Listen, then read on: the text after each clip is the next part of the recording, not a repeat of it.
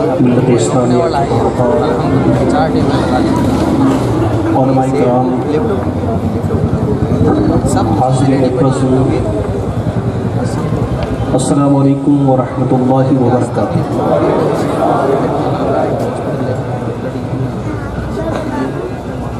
الحمد للہ الذی ابدأ الافلاک والعقیم، والصلاة والسلام على من كان نبيا وآدم بين الماء والطين، وعلى آلہ واصحابہ اجمعین، اما بعد۔ چیک کرنا موبائل میں کیسے چل رہا ہے۔ اعوذ باللہ من الشیطان الرجیم، بسم اللہ الرحمن الرحیم، رضی اللہ عنہم ورضوا عنہ، ذلک لمن خشی ربہ، آمنت باللہ صدق اللہ العظیم وصدق رسولہ النبی الکریم، ونحن على ذلك لمن الشاہدین والشاکرین، والحمد للہ رب العالمین۔ شاہ مردان شیر یزداں قوت پروردگار، شاہ مردان شیر یزداں قوت پروردگار، لا فتح الا علی، لا سیف الا ذوالفقار۔ کبھی دیوار ہلتی ہے، کبھی در کانپ جاتا ہے، کبھی دیوار ہلتی ہے، کبھی در کانپ جاتا ہے، علی کا نام سن کر اب بھی خیبر کانپ جاتا ہے۔ بارگاہ رسالت میں سب سے پہلے درود پاک پیش کر لیں۔ اللہم صلی علی سیدنا و مولانا محمد و بارک وسلم، صلاۃ و سلام علیک سیدی یا رسول اللہ صلی اللہ تعالی علیہ وسلم۔ اس سے پہلے آپ حضرات نے ہندوستان کے نامور خطیب اور مداحان خیر الانام سے بہترین انداز میں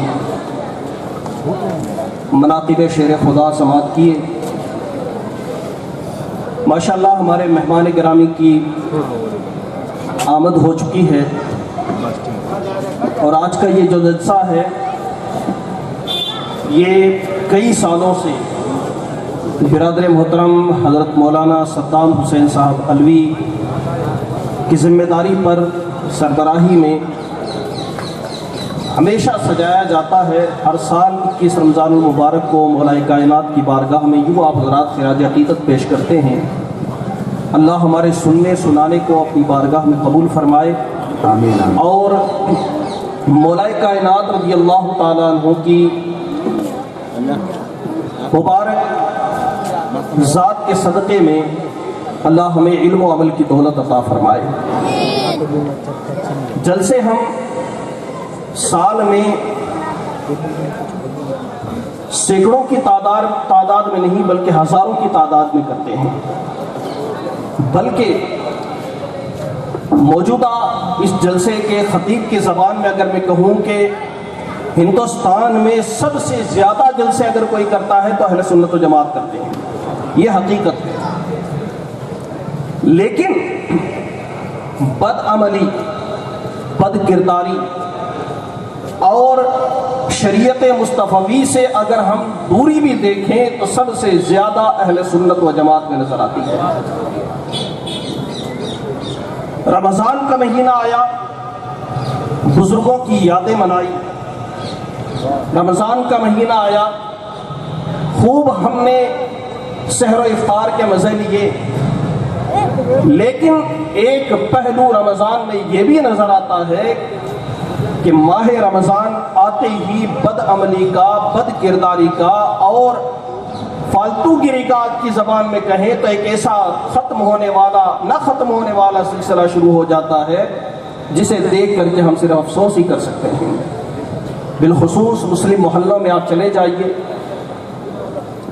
ہماری شریعت، ہمارا دین، ہمارا مذہب ہمیں یہ کبھی نہیں سکھاتا کہ تم تہوار کے نام پر، تم کسی دینی یا کسی مذہبی پروگرام کے نام پر کسی کو تکلیف پہنچاؤ، یہ ہمارا مذہب کبھی بھی نہیں سکھاتا۔ اس بات کو ہمیشہ یاد رکھیں۔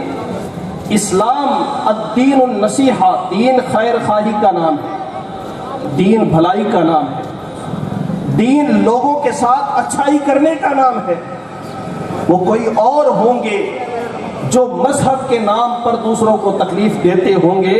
مذہب اسلام کی تعلیم کبھی بھی یہ نہیں سکھاتی۔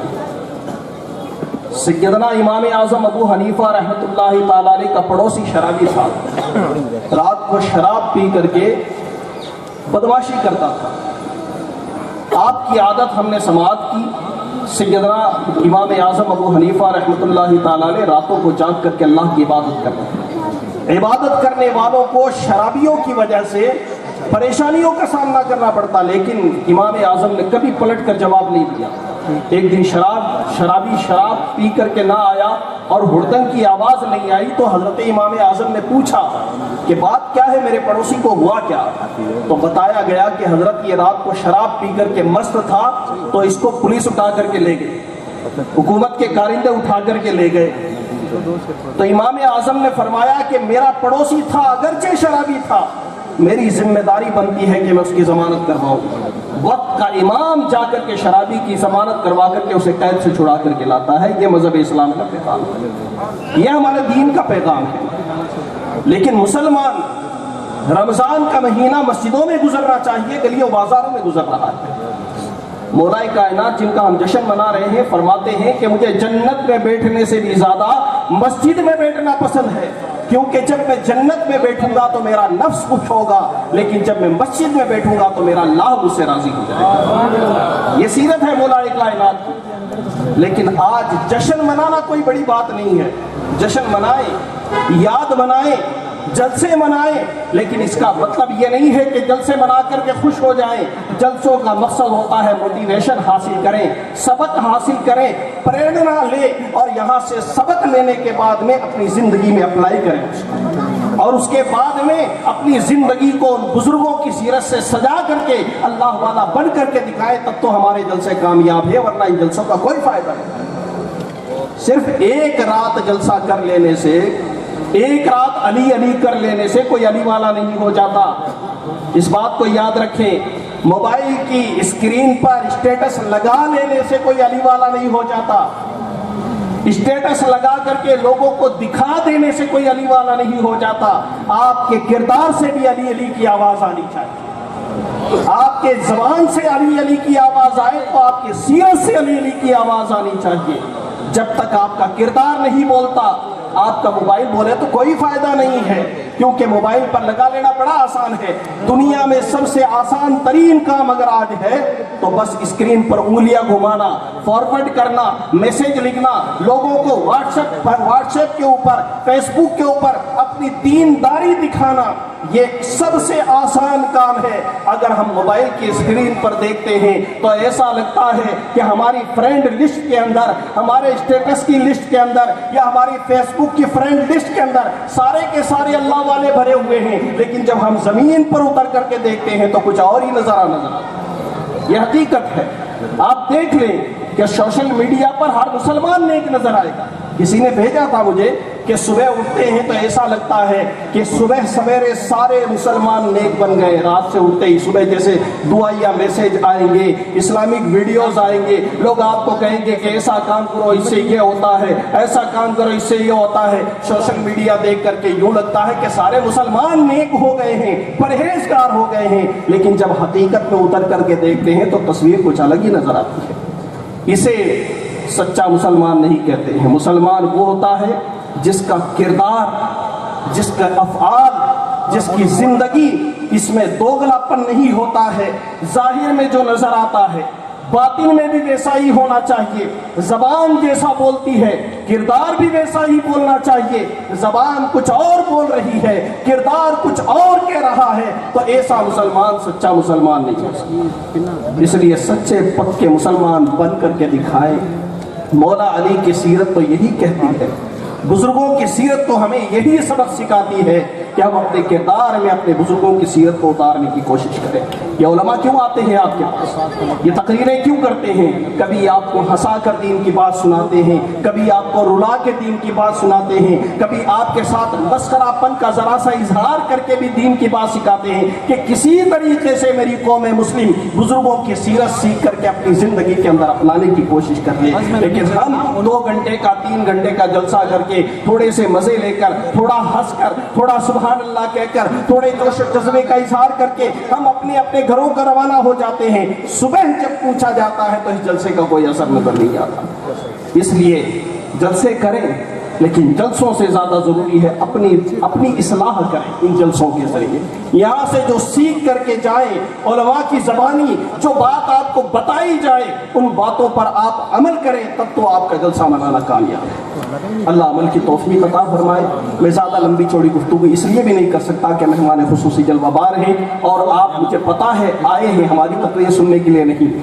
खतीब हिंदुस्तान हज़रत अल्लामा मौलाना मुफ्ती शमसुद्दीन साहब क़िबला, जिनके खिताबात की धूम आज पूरी दुनिया के अंदर है, और इनकी तकरीर सुनने के लिए आप आए हैं। लेकिन मैं आपके सामने मुक़द्दमतुल जैश की हैसियत से इसलिए आ गया हूँ कि थोड़ा सा आप अपने अंदर, अपने जहन में ये बात बैठा करके रखें कि आए हैं इनकी तकरीर सुनने के लिए, तो यूं ना आए कि बस मज़े लेकर के चले गए, बल्कि अपने कासा इल्म को बिल्कुल सीधा रखें। और उल्टा कासा इल्म रखेंगे तो उसके अंदर जो भी डाला जाएगा वो दाखिल नहीं होगा। सीधा कासा इल्म रखें, अपने आप को खाली करके बैठें कि जो भी आएगा अपने जहन व फिक्र में बसाऊंगा और उसके बाद मैं उस पर अमल करने की कोशिश करूंगा। अल्लाह तमाम अहले सुन्नत व जमात को शादो आबाद रखे, इस जलसे को कामयाब बनाए, कहने से सुनने से ज्यादा अमल की तौफीक अता फरमाए। अल्लाह।